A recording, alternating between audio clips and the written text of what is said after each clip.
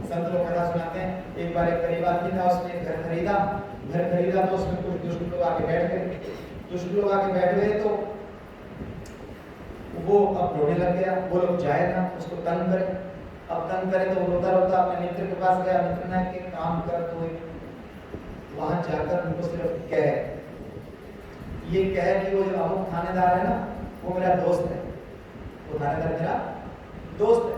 उसने कहा कि वो समस्या करेगा, उस थानेदार को तो मैं जानता नहीं हूँ, और वो थानेदार तक बात पहुंची और ये सब हुआ तो कैसा होगा, मेरा तो उससे कोई परिचय नहीं है। तो बोला एक काम कर, चाहे तेरा परिचय हो कि न हो, बस वहां जाकर के हम दोनों लोग बात करेंगे कि उस थानेदार को बुला लो, उसको बुला लो, वो बड़ा अच्छा मित्र है। अब उन्होंने ऐसा किया। अब ऐसा किया तो अब उन दुष्टों ने सुना है क्या बात कर रहे हैं, वो थी तो दोनों दोस्तों की योजना। अब वो दोनों दोस्त ऐसी बात करके सुनाने लग गए। वो जो दुष्ट लोग थे उनके पास कान में आवाज जाई और वो लोग सुन रहे हैं। और ये दोनों क्या बात कर रहे हैं कि देखो देखो वो थानेदार हमारा दोस्त है। बोले दोस्त है तो क्या है? बोले वो दोस्त है तो वो नया नया आया है, तो इस नगर में रहने के लिए जगह ढूंढ रहा है। तो बोले जगह ढूंढ रहा है तो क्या बोले? तो उस दोस्त ने कहा कि बनावटी बात हो रही है ना, ये सिर्फ दिखावे की बात हो रही है। ना तो वो थानेदार को जानता है, ना वो उसका दोस्त है, ना वो उसको पहचानता है। और वो दोस्त कहता है काम कर, जब वो थानेदार तेरा दोस्त है तो अपना घर किराए पर उसको दे दे। अब वो दुष्टों ने सुना कि इस घर में तो थानेदार किराए पे आने वाला है। अब वो दुष्ट आ गए और कहने लगे चलो समझौता कर लो। तो किसी ने गोस्वामी तुलसीदास जी महाराज से पूछा कि जिस राम नाम की आप महिमा का बखान करने जा रहे हो, कि आपकी राम नाम जो कथा है ये क्या हमारे अंदर ज्ञान का प्रकाश प्रकट कर देगी? गोस्वामी जी ने कहा चाहे ज्ञान का प्रकाश प्रकट करे कि न करे, परंतु राम नाम में राम नाम रूपी थानेदार इतना महान है कि तुम्हारे मन के अंदर जो काम क्रोध लोभ मोह दुष्ट घुस गए हैं, वो जब राम नाम सुनेंगे, चाहे झूठा मूठा सुनेंगे, तुम राम नाम का तत्व नहीं जानते, राम नाम का अर्थ नहीं जानते, राम नाम का महत्व नहीं जानते, रामचरितमानस में क्या क्रम है, किस चीज के बाद कौन सा चीज आती है ये नहीं जानते। परंतु फिर भी तुम अगर मुख से बोलोगे राम राम राम राम, तो तुम्हारे हृदय के जो दुष्ट व्यक्ति हैं, जो तुम्हारे हृदय में कब्जा करके बैठ गए हैं, वो ये सोचेंगे कि हो ना हो कि सचमुच में अगर राम राम नाम बोलते हुए कभी इसको राम नाम का अर्थ प्रकट हो गया, कभी इसकी भाव समाधि लग गई, कभी इसका मन राम से जुड़ गया, कभी इसके मन में सचमुच में श्री राम नाम के प्रति भाव आ गए, तब तो हमारी कहीं भी नहीं रहेगी। इसलिए वो सब दुष्ट लोग हृदय से छोड़कर भाग जाएंगे। इसलिए गोस्वामी तुलसीदास जी महाराज कहते हैं कि मेरी इस कविता में चाहे कोई भी गुण क्यों ना हो, चाहे मेरी ये कविता यानी राम कथा यानी रामचरितमानस, चाहे ये रामचरितमानस जगत वंद्य जगत पूछे न भी हो, तो भी क्या है? बोले इसमें एक चीज है। क्या चीज है?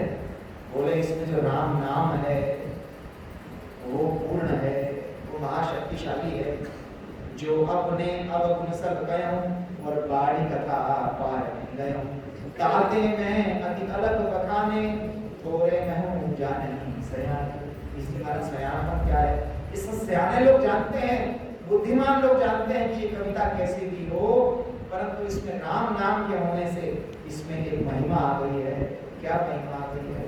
कि रामचरितमानस को, ये कथा इसमें लिखा है, रामचरितमानस को जो सुनेगा उसने चाहे वेद ना पढ़े हो, पुराण ना पढ़े हो, उसने चाहे संस्कृत ना पढ़ी हो, हिंदी ना पढ़ी हो, उसके चाहे ज्ञान हो चाहे अज्ञानी हो, उसके मन में चाहे भक्ति हो चाहे न हो, परंतु जो किसी भी प्रकार से इस राम कथा को सुनेगा उसका क्या होगा?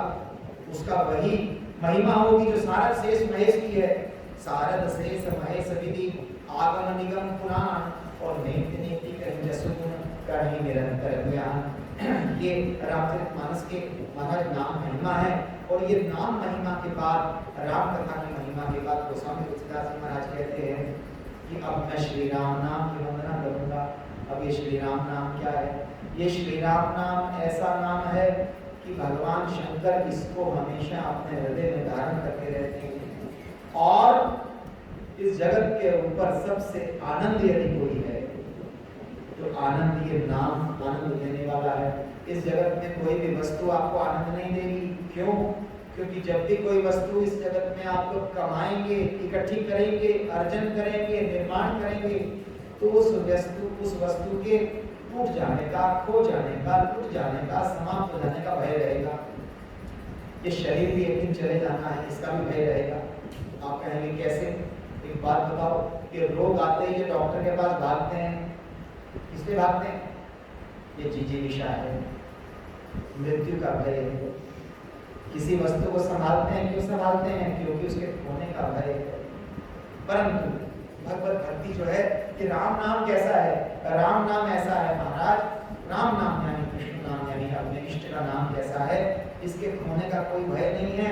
और ये जो नाम है, और अधिक क्या कहें, ये नाम की महिमा ऐसी है कि समस्त ज्ञान के आधान कर देता है। प्रणवम पवन कुमार खलमन पावक ज्ञान और जास हृदय आगार, अपने हृदय में धारण करके श्री हनुमान जी महाराज इस राम नाम को रखते हैं। तो जो भी कान के माध्यम से ये राम नाम सुनता है, उसके ऊपर श्री हनुमान जी महाराज बड़े प्रसन्न हो जाते हैं। बस राम सहजा प्रकट, और प्रसन्न होकर क्या करते हैं? वैसे ही उसकी रक्षा करते हैं जैसे श्री हनुमान जी महाराज अवध की रक्षा करते हैं, अयोध्या की रक्षा हनुमान जी महाराज करते हैं, हनुमानगढ़ी पर रहकर। उसी तरह उस व्यक्ति के अंतःकरण की रक्षा हनुमान जी महाराज करते हैं जिस व्यक्ति के हृदय में राम नाम रहता है। ये राम नाम की महिमा करके उसके बाद गोस्वामी तुलसीदास जी महाराज ने धाम की महिमा की। उसके बाद अगले 11 दोहों में ये राम नाम महिमा जो है 11 दोहों में है। उसके बाद कथा का प्रसंग भगवान शुरू करते हैं गोस्वामी तुलसीदास जी महाराज। ये मानस नाम कैसे पड़ा? ये रामचरित मानस, रामचरित से समझ आता है कि मानस नाम कैसे पड़ा। तो महापुरुष कहते हैं कि ये मानस नाम हो सकता है मन के कारण पड़ा। कैसे मन के कारण पड़ा? तो बड़े महाराज रचि महे निज मानस राखा और पाई सुसमय शिवा संगाखा। भगवान शंकर जो हैं वो कहते हैं श्री राम मेरे इष्ट हैं। अब वो मेरे इष्ट हैं तो मैं काम करूंगा क्या? अपने इष्ट को तो संभाल के रखूंगा, राम नाम मैं अपने पास अपने हृदय में रखूंगा, है ना। तुलसी हमारा इष्ट है, वो हम अपने कंठ में रखेंगे। तो इसलिए भगवान शंकर ने इस राम नाम को अपने मानस में रखा हुआ है, इसलिए शायद इसका नाम श्री रामचरितमानस पड़ा है। और ये रामचरितमानस क्यों पड़ा है? तो महाराज किसी ने पूछा गोस्वामी जी आपने इसका नाम रामचरितमानस क्यों रखा? तो गोस्वामी जी महाराज कहते हैं कि देखो भैया बात क्या है, शरीर को तो आप थोड़ा सा सजा सकते हो, संभाल सकते हो, ठीक कर सकते हो, औषधि दे सकते हो, परंतु मन को कैसे ठीक कर सकते हो? बोले हाँ महाराज, मन को ठीक करने की विधि तो हमारे पास नहीं। मन खराब हुआ तो दिन खराब हो जाता है। अरे दिन क्या महाराज, जीवन खराब हो जाता है। तो बोले महाराज एक काम करो। क्या करो? तो आप कुछ ऐसी युक्ति बनाओ जिससे हमारा मन ठीक हो जाए। तो गोस्वामी तुलसीदास जी महाराज कहते हैं कि ये जो रामचरितमानस, इस कथा चरित्र की जो रचना है, इस कथा चरित्र की रचना इसलिए है, इसको आशीर्वाद और बात भी ठीक है। देखिए कोई व्यक्ति इस धरती से चला जाए तो राम नाम सत्य। इस धरती पर कोई आ जाए तो राम नाम लेकर के बालक का संस्कार करते हैं। इस धरती में कोई चला जाए तो श्री राम जय राम जय जय राम करते हैं। तो ये राम नाम ऐसा है कि कोई आ जाए, प्राप्ति हो जाए, कोई दुख हो जाए, कोई कष्ट आ जाए, कोई सुख की सामग्री आ जाए, सुख का प्रसंग आ जाए, तो कैसा भी प्रसंग क्यों ना हो, ये राम कथा राम नाम ऐसी है कि राम नाम हर विधि में कल्याण करने वाला है। इसीलिए इसका नाम रख दिया रामचरितमानस। मानस मतलब संपूर्ण मनुष्य जाति के लिए, संपूर्ण जनजाति के लिए। और ये जो मानस का नाम होता कैसे है? तो बोले महाराज ये रामचरितमानस आया कैसे? ये प्रकट कैसे हुआ? एक बार इसकी बात बताइए। तो गोस्वामी महाराज कहते हैं बालकृत में अब सोई कहूं प्रसंग सब। अब ये ऐसा प्रसंग कहता हूँ, सब सुंदरी उमा ऋषिकेतु, ये उमा और ऋषिकेतु के बीच का संवाद है। अब थोड़ा सा हम लोग रामचरितमानस में प्रवेश करेंगे। ये रामचरितमानस का प्रवेश कैसा है? देखिए ऐसा कहा गया है कि इसमें 4 घाट हैं। क्या घाट हैं? बोले देखो हमारा प्यास लगी होती है तो क्या करते हैं? प्यास लगी है तो जल ढूंढते हैं, बिना पानी पिए तो प्यास मिटेगी नहीं। तो आज का मनुष्य, हम संसारी लोग परेशान क्यों है, दुखी क्यों है? हम लोग कहेंगे कि देखो संपत्ति नहीं है, मान प्रतिष्ठा नहीं है, शायद इसलिए दुखी होंगे। तो गुरुजन कहते हैं कि अच्छा इसका मतलब आपके पास धन नहीं है तो इसलिए आप परेशान हैं। बोले हमारे लगता कैसा, आप रोगी हैं, आपके पास स्वास्थ्य नहीं है इसलिए परेशान हैं। तो बोले हाँ इसलिए परेशान।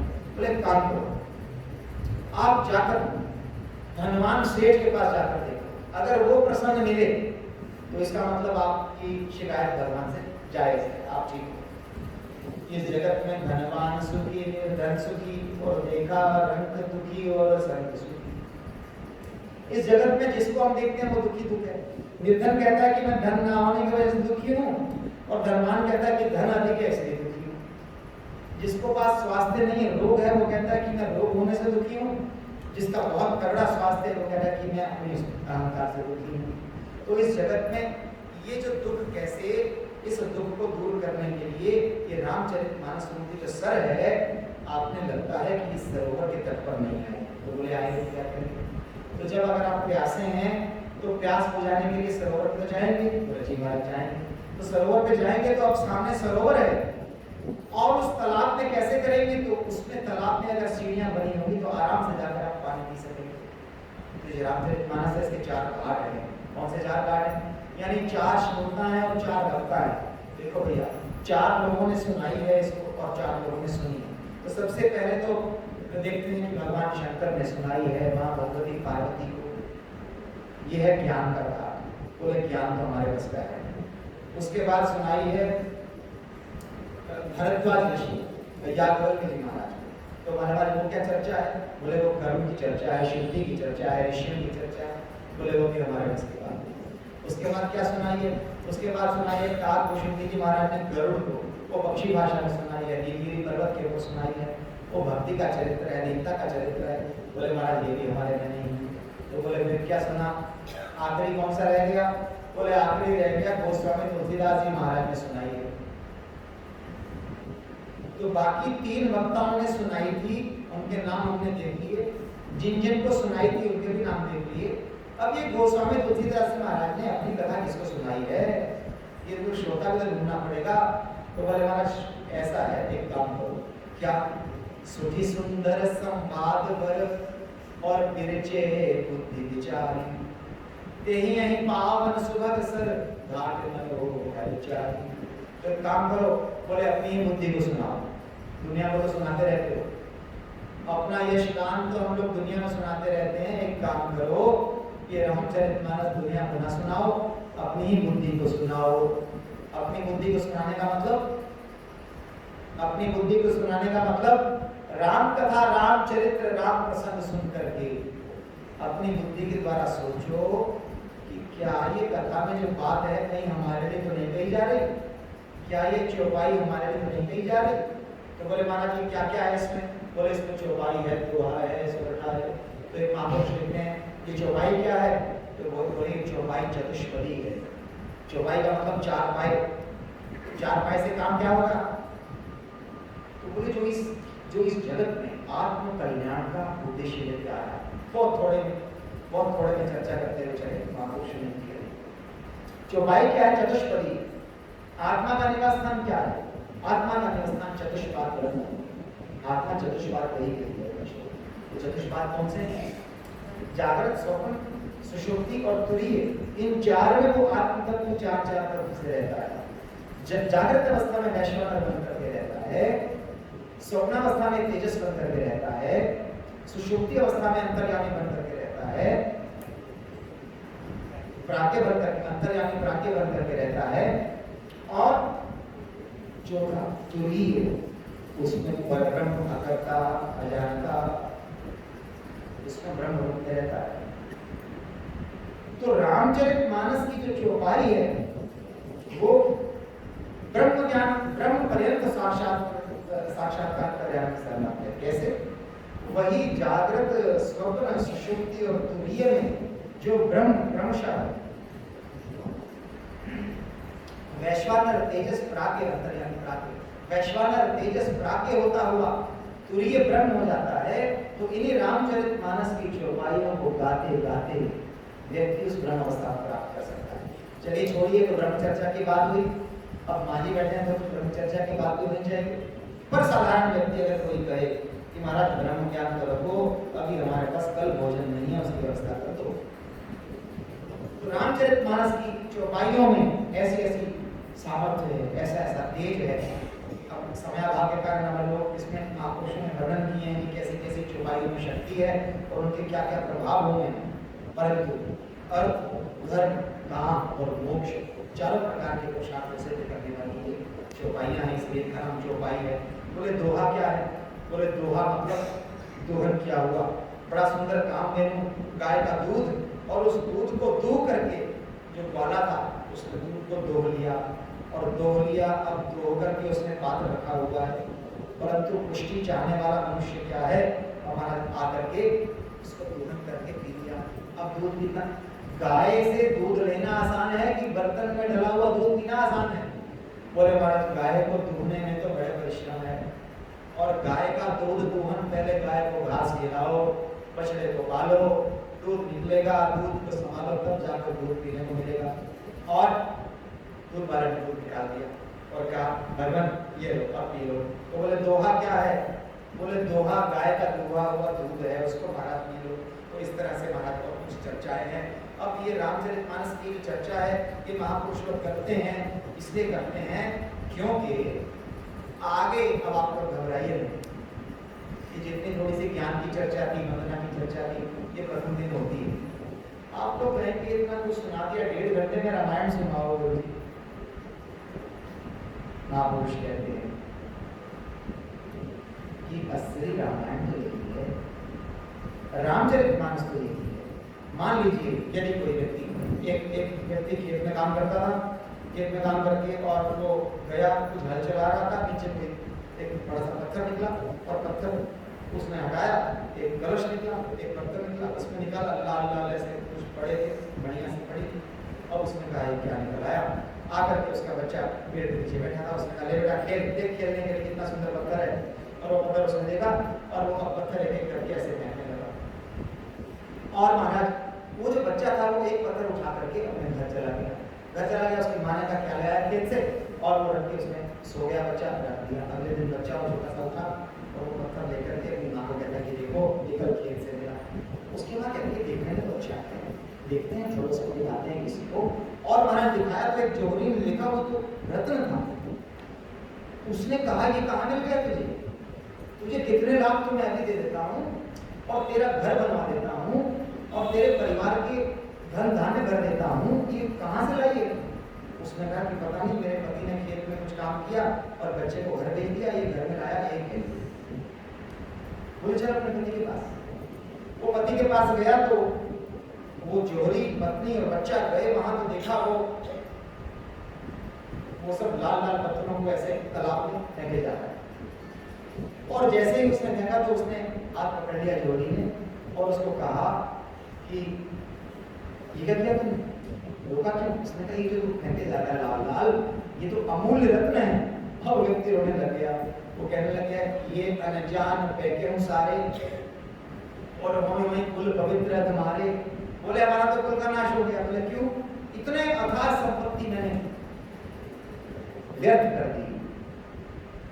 गोस्वामी तुलसीदास जी महाराज कहते हैं बाकी के 8-10 दिनों में आप लोग बड़े रस से भरे हुए चरित्र सुनो, ये तो बड़े काम की बात है। आगे आने वाले कुछ दिनों में आप रामचरितमानस में, आगे आने वाले कुछ पृष्ठों में आप लोग अनेक चरित्र सुनोगे, कथाएं सुनोगे, उसमें हास्य रस होगा, कर्म रस होगा, रौद्र रस होगा, विभत्स रस होगा, वीर रस होगा। उन रसों में तो ये रामचरितमानस का जो असली रूप का जो महत्व है, ये महत्व रामचरितमानस का यही है। इसीलिए करम सुमति अनुहारी, इसीलिए रामचरितमानस के प्रारंभ में प्रथम दिन के रामायण की कथा में जो रामचरितमानस का महत्व है, इसी महत्व के बाद ही उमा समूह संवाद शुरू होता है, जो कि हर प्रकार के विषाद को, अज्ञान को मिटाने वाला है। करम सुमति अनुहारी, अब उमा समूह संवाद भयम समय जय जय सुनी होंगे नहीं विषाद, ये विषाद मिटाने के लिए इस रामचरितमानस का महत्व जानना जरूरी है। ये रामचरितमानस की कथाएं सिर्फ कथाएं नहीं है महाराज, ये वो दर्शन है, ये वो ज्ञान है, ये वो चरित्र है जो हम अपने जीवन में उतार सकते हैं। इसलिए इन चरित्रों में सबसे पहले शुरू होता है सती चरित्र। ये सती चरित्र क्या है, आइए हम लोग चर्चा करें। इस सती चरित्र के तुरंत बाद आता है श्री शिव विवाह। आप लोग इस धरती पर जहां भी कहीं भी महापुरुषों के द्वारा रामचरितमानस को श्रवण करेंगे, उसमें आप प्रथम दिन की कथा में महात्म्य, राम नाम महिमा, ये मंगलाचरण, ये थोड़ी ज्ञान की चर्चा, थोड़ी भक्ति की चर्चा, थोड़ा अहंकार को कम करने की चर्चा, ये सुनेंगे। इसके बाद सरस प्रसंग शुरू होंगे, सती प्रसंग। ये सती प्रसंग क्या है? बोले महाराज ये रामचरितमानस है, इसमें रामचरित्र होना चाहिए, श्री सीताराम विवाह होना चाहिए, तो गोस्वामी तुलसीदास जी महाराज ने पहले शिव विवाह का इतना वर्णन क्यों किया? शिव विवाह क्या है? कुछ तो रहस्य रहा होगा कि जब आपके इष्ट श्री राम हैं और आप श्री राम विवाह से पहले श्री शिव विवाह की चर्चा कर रहे हैं, तो महापुरुष कहते हैं कि शिव विवाह की चर्चा बहुत ज्यादा जरूरी है। कारण क्या है? कि शिव विवाह एक ऐसा विवाह है जो कि आपके जीवन में आनंद देगा, जो कि आपके जीवन में श्री सीता रामचंद्र इष्ट देवता की भक्ति बढ़ेगा। कैसे? देखिए, एक हिमवान हुए हैं, उनसे पहले दक्ष प्रजापति की एक कन्या हुई है सती। अब आप लोगों को, इससे पहले अगर आप लोगों को लगे कि हम तो प्रवचन सुन रहे हैं, अब आप लोगों को लगेगा हम रामचरितमानस सुन रहे हैं। कारण कि अब आपको प्रसंग, अब आपको नाम, अब आपको कथाएं जो आप लोगों ने सुनी हुई हैं उनके नाम समझ आएंगे। परंतु ये सब कथाओं की जो भूमिका है, उसमें जो ज्ञान है, ये ज्ञान, ये साक्षात ज्ञान ही भक्ति और ज्ञान का समन्वय होकर के श्री राम को हमें दर्शन कराएगा। इसीलिए जो सती चरित्र है, ये क्या है? ये दक्ष प्रजापति की एक कन्या हुई है सती। वो दक्ष जब प्रजापति बन गए, यानी समस्त प्रजाओं के पति बन गए, स्वामी बन गए, अब महाराज में आ गया अहंकार, और वो सोचने लग गए कि महाराज ये तो मेरे अंदर महिमा आ गई, सब लोग प्रणाम करते हैं। देखो भैया बात क्या है, जब इस जगत में आपके पास कुछ ना हो, धन ना हो, मान ना हो, प्रतिष्ठा ना हो, संपत्ति ना हो, उस समय हम कितना सावधान रहते हैं। और धन मिल गया, प्रतिष्ठा मिल गई, प्राप्ति हो गई और संपत्ति हो गई। रामायण कहती है, रामचरितमानस कहती है कि समझदार व्यक्ति को उस समय ज्यादा सावधान हो जाना चाहिए जब आपके जीवन में सुख ही सुख हो। जब आपके जीवन में संपत्ति आ जाए तो ज्यादा सावधान रहना चाहिए। क्यों? कि हमसे कोई ऐसा दोष ना हो जाए, हमसे कहीं ऐसी कोई अवमानना हो जाए, हमसे कोई ऐसा अपराध ना हो जाए अहंकार में कि ये जो सब कुछ प्राप्त हुआ है, ये दक्ष प्रजापति से कैसा अपराध हो गया महाराज, क्या अपराध हुआ, उसकी चर्चा जो है वो यहाँ पर वर्णन है कि दक्ष प्रजापति की एक कन्या हुई है सती। राजभवन में बैठे हुए नारद जी महाराज आ गए। नारद जी महाराज ने देखा ये सती तो शिव के विवाह लायक है। क्यों? कि दक्ष जो है हिमान, परमात्मा ने मनुष्य शरीर में जो ये अंतःकरण लिया है, असल में इसकी सफलता तो शिव प्राप्ति की है। शिव प्राप्ति मतलब कल्याण प्राप्ति, शिव प्राप्ति मतलब इष्ट देवता की भक्ति, शिव प्राप्ति मतलब गुरु की भक्ति। और हम देखें, हम परमात्मा के नाम पे तो सुबह एक माला की और माला रख दी, एक बार प्रणाम किया, मत्था टेका और रख दिया, मंदिर में दीपक घुमाया और रख दिया, कितना समय, कितनी ऊर्जा, और बाकी सारा दिन संसार की प्राप्ति। तो नारद जी महाराज ने देखा ये तो सती भवानी है, और ये सती भवानी तो शिव के विवाह करने लायक है। और महाराज को कहने लग गए दक्ष प्रजापति को ये, और ये जो सती जो थी, इस सती को आज्ञा हो गई।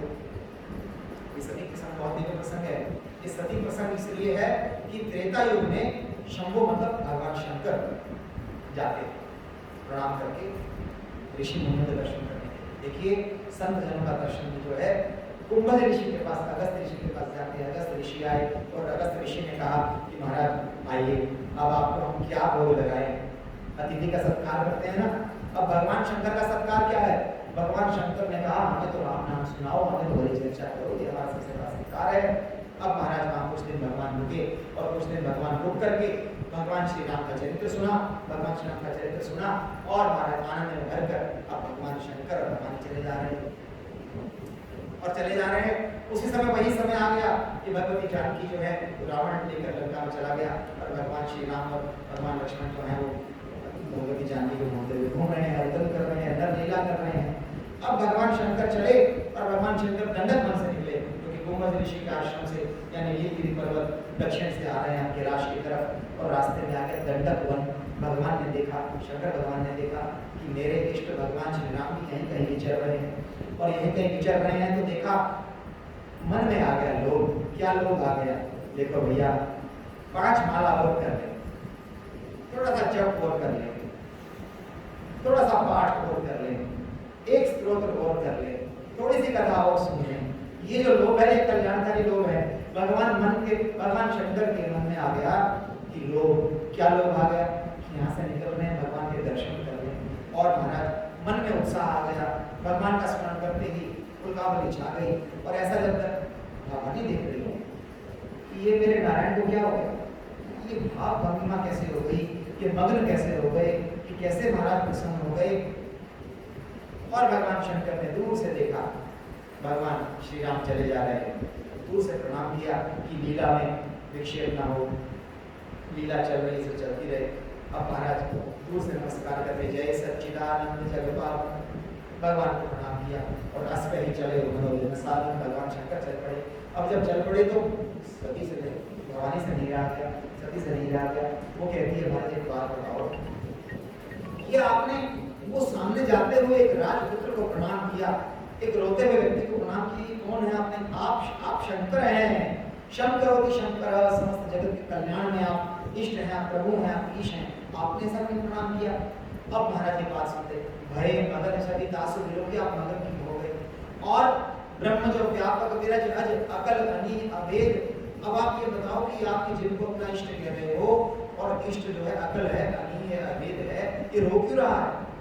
अब भगवान शंकर ने जब कहा, भगवान शंकर ने जब ऐसा सुना तो कहने लगे कि महाराज ऐसा है हे पार्वती, यद्यपि अब बात यह है कि तुम्हारे मन में एक प्रश्न तो आ गया है ना? अब अगर मैं समझाऊंगा तो उस समझाने से उसका समाधान होगा नहीं, तो क्या होगा? लागना पूर्व उपदेश। अब तुम्हें उपदेश नहीं, यद्यपि कहूं सिंहवार रहूं और बोले दिगसी महेश। भगवान शंकर हंस के कहने लगे कोई बात नहीं, अब तुम जैसे ये सिद्ध करना चाहती हो उसे कर दो। और भगवान शंकर क्या क्या बात करते वो आ गई भगवती भवानी। अब भगवती भवानी ने सोचा क्या करूं, जैसे जाई मोह मन भारी करो सुजतन विवेक विचारी। अपनी बुद्धि से देखिए महाराज, कभी कभी अपनी बुद्धि जो है जरूरी नहीं कि अपनी बुद्धि आपको सही मार्ग में ले जाएगी। इसीलिए महापुरुषों ने कहा है कि इस बुद्धि रूपी स्त्री को तो आप किसी के नियंत्रण में रखो, या तो माता पिता के नियंत्रण में कन्या सुरक्षित रहती है, जो देवी है अनुशासन में रहना पड़ता है। अब देवी सोचती है कि माता पिता का अनुशासन बड़ा कठिन है, परंतु वो कल्याणकारी है। अब माता पिता के अनुशासन में या पति के अनुशासन में या भ्रातृ अनुशासन में, उसी तरह बुद्धि या तो गुरुजनों के अनुशासन में या शास्त्र के अनुशासन में। अब भगवान शंकर ने आज्ञा दे दी और ये भवानी सोच रही है कि कैसे परीक्षा लूं और कैसे शिक्षा जाऊं। भगवान शंकर ने मन में सोच लिया कि यहाँ शंभु मन अनुमाना, भगवान ने अनुमान कर लिया कि सती का कल्याण नहीं है। महाराज आप लोग बता जाते हैं सती ने जो है सीता का रूप धारण कर लिया, भगवान के सामने से होकर चली। अब भगवान भी भगवान है और भगवान ने देखते ही समझ गए कौन है, प्रणाम किया पिता का नाम लेकर के और पिता का नाम की मैं दशरथ पुत्र श्री राम आपको प्रणाम करता हूँ, अकेले लोगे भी हो और ऋषिकेतु कहाँ है, भगवान कहाँ है।